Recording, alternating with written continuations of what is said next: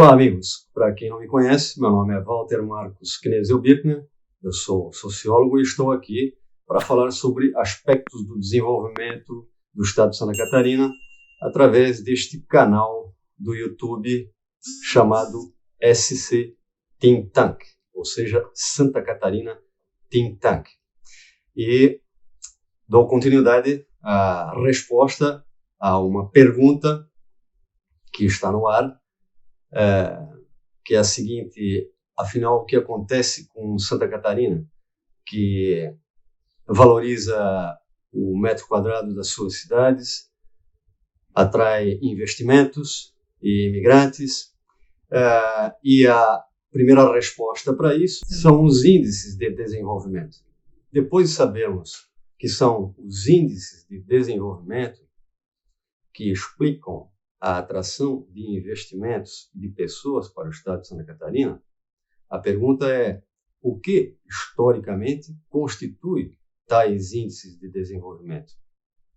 E a resposta é o nosso capital humano, que é o primeiro elemento orgânico dessa química orgânica que constitui o humus do desenvolvimento. Capital humano. E a gente sabe que nada é para sempre. Pode ser que, em algum momento da história, Santa Catarina deixe de ocupar o pódio dos índices de desenvolvimento. Mas o que pode significar isso? Talvez a melhor resposta para o país, não apenas para Santa Catarina, que em algum momento talvez diminua o seu ritmo de desenvolvimento, que é natural. São Paulo também já diminuiu o seu ritmo de desenvolvimento, e abre espaço para estados em ascendência. Ora, quando isso acontecer, isso não significará que Santa Catarina perdeu qualidade nos índices de desenvolvimento. Isso pode significar a redenção do país, pode significar o fato de que, em algum momento, o Brasil terá deixado de ser o país do futuro e assumido a sua responsabilidade número 1, que é investir em educação para a formação de capital humano, que é quando governos competentes, seja no nível federal, seja na esfera dos governos estaduais, terão tomado essa importantíssima decisão de apostar no futuro, investir em capital humano. Essa é a nossa qualidade. Pois bem, e se a gente olhar o ranking de competitividade no Brasil, sobre o qual me referi no vídeo anterior, e que é constituído pelo Centro de Liderança Pública, nós vamos encontrar 10 itens, cada um dos quais ajuda a compor o índice de competitividade, que coloca São Paulo em primeiro lugar, Santa Catarina em segundo lugar, em terceiro, o estado do Paraná. Composto por 10 fatores, como disse: o primeiro, sustentabilidade ambiental; o segundo, educação; o terceiro, eficiência da máquina pública; o quarto, infraestrutura; o quinto, inovação; o sexto, potencial de mercado; o sétimo, solidez fiscal; o oitavo, segurança pública; o nono, sustentabilidade social; e o décimo, capital humano. E quando o Centro de Liderança Pública separa cada um desses índices, no índice de capital humano, nós ficamos em primeiro lugar. O que constitui o capital humano, de maneira geral, assim como os outros fatores que ajudam a constituir o índice de competitividade, alguns deles merecerão um esforço interpretativo maior aí na frente. Por enquanto, precisamos esclarecer que o capital humano é composto, de maneira geral, por 3 índices, que são os atributos educacionais, os atributos instrucionais, os atributos informacionais e põe-se aí também inteligência emocional, que é um tema que foi muito bem tratado por um autor chamado Daniel Goleman, que alguns certamente conhecem, que tem um livro chamado Foco. E para que serve o capital humano? É para constituir habilidades e competências que ajudam uma sociedade a crescer e se desenvolver economicamente e politicamente e, evidentemente, socialmente. E habilidades e competências constituem o objetivo número 1 da BNCC, que é a Base Nacional Comum Curricular, que é uma espécie de bíblia da educação no Brasil, no sentido de apresentar os pressupostos necessários para a formação de capital humano do país, que finalmente deixa de maneira expressa e explícita, oficialmente documentada, que precisamos investir nas habilidades e competências. Para quê? Para o aumento da produtividade e da civilidade, capital humano. Pois bem, um livro chamado A Imaginação Econômica, da jornalista alemã Silvia Nasar,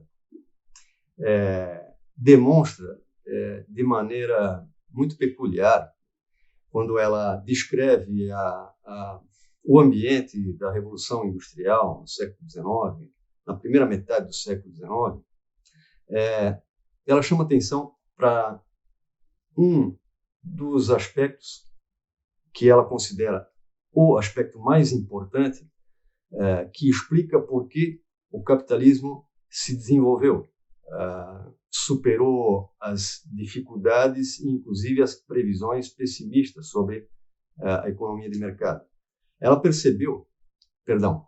Ela afirma que, em algum momento da Revolução Industrial, os capitalistas ingleses foram os primeiros a perceber que o investimento em educação dos seus operários e dos filhos dos seus operários aumentava a produtividade.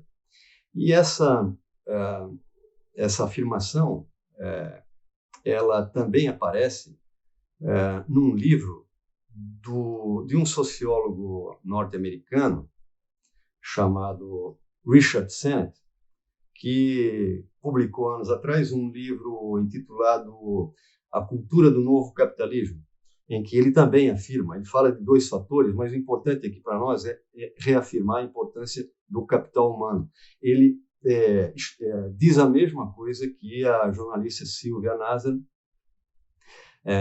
no sentido de que os capitalistas ingleses foram os primeiros a perceberem que o investimento em educação, ou seja, o fomento do capital humano, aumentava a produtividade e que isso salvou o capitalismo.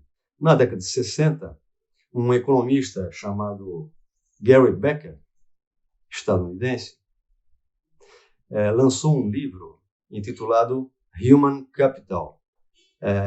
E foi o primeiro autor que desenvolveu uma teoria, a chamada teoria do capital humano. Foi conterrâneo e contemporâneo de um outro economista chamado Theodor Schultz, que desenvolveu pesquisas pós-Segunda Guerra Mundial no sentido de enfrentar uma pergunta que se fazia na década de 60 de como que os países derrotados na Segunda Guerra Mundial, chamados o eixo do mal, Alemanha, Japão e Itália, como que esses países tão rapidamente se recuperaram depois dos males da Segunda Guerra Mundial.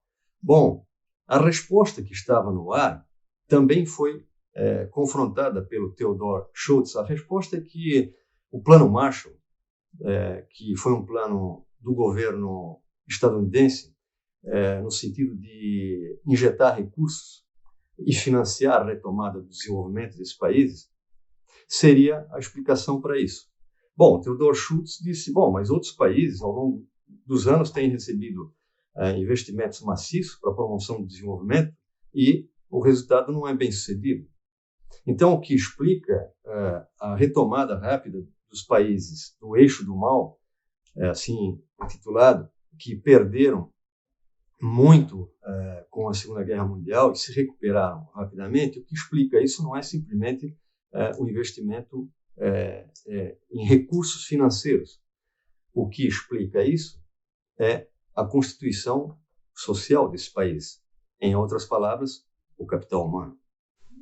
Então, são as nossas belas praias, belas montanhas que explicam a atração de investimentos para Santa Catarina e a atração de imigrantes do Brasil e do exterior? Não.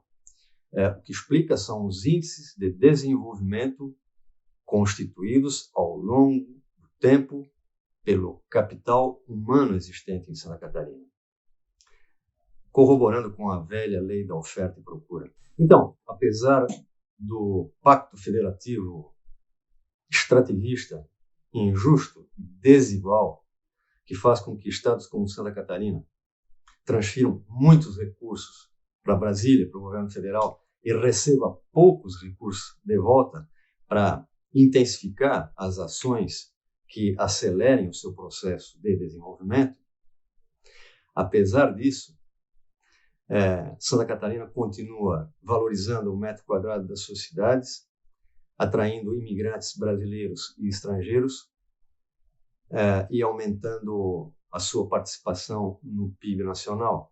E, diga-se de passagem, aqui vai uma observação de professor de ciência política, possivelmente, provavelmente, deve acontecer em pouco tempo uma alteração na composição da representatividade parlamentar, fazendo com que Santa Catarina, merecidamente, aumente o número de deputados federais em até 8 deputados, segundo a imprensa tem noticiado aí. Por quê? Porque o IBGE mostrou um crescimento demográfico notável de Santa Catarina, aumentando a sua proporção demográfica na composição demográfica do país, e o que fez com que o STF definisse que Santa Catarina precisa aumentar o seu número de parlamentares. Então, a aula de ciência política é o seguinte: vejam como é importante a composição, o funcionamento e o equilíbrio entre os três poderes. Se nós dependêssemos do legislativo, isso jamais aconteceria. Acontece que o STF percebeu a composição atualmente inadequada e resolve intervir no sentido de promover essa justiça federativa. Pois bem, então, estamos bem? Crescemos e nos desenvolvemos o suficiente? Ou podemos ainda melhorar? É claro que podemos melhorar, devemos melhorar e podemos. Temos capacidade, por quê? Porque temos capital humano, que é o elemento fundamental para a promoção do desenvolvimento de qualquer sociedade, de qualquer cidade, micro-região, região, estado ou nação. Bom, estamos bem? Estamos acima, bem acima da média nacional. Só não vale comparar com a Finlândia. Agora, a nova pergunta, a pergunta subsequente é: o que constitui o capital humano? Esse será o assunto do nosso próximo vídeo. Até lá e um abraço.